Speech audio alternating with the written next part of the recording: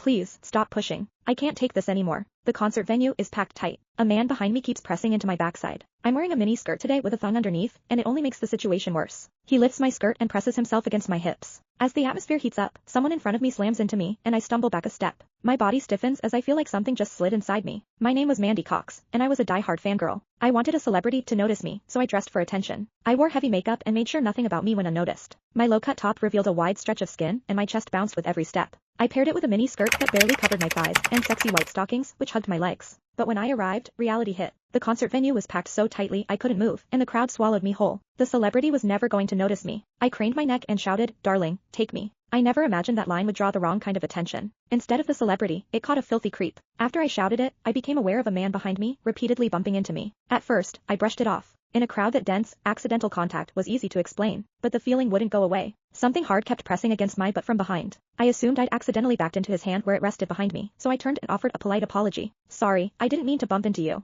He paused, then flashed a leering smile and said, "It's okay. I don't mind." When I turned back toward the stage, I felt him press against me again, more deliberate than before. I kept my attention on the celebrity on stage and shut him out. The man became increasingly brazen, pulling up my skirt and pressing close against my backside. I had only a thong on underneath, which left my butt exposed. I felt his touch directly against my skin and assumed it was his finger. Only then did I realize something was wrong. The pressure was warm and solid in a way a finger could never be. My mind lurched as the truth hit me. In the 20 years of my life, this was the first time a man had ever molested me. Fear surged through me, sharp and overwhelming, and my body reacted with an instinct to flee. But there was no way to move. The concert floor was packed wall to wall, leaving me stuck where I stood. I drew myself tight, bracing as if tension alone could keep the fear out. As I did, my hips closed around the man's so-called finger, trapping it between my cheeks. An unfamiliar sensation followed, and warmth rose to my face. What confused me was that I didn't recoil from it. There was a muted comfort to it, and against my will, it sparked a faint sense of expectation. The man behind me seemed to take it as a signal. He moved in closer, repeating the motion until the intrusion was unmistakable. I had lived a sheltered life as a college student, and now I was being toyed with by a stranger while surrounded by people. Shame surged within me without warning.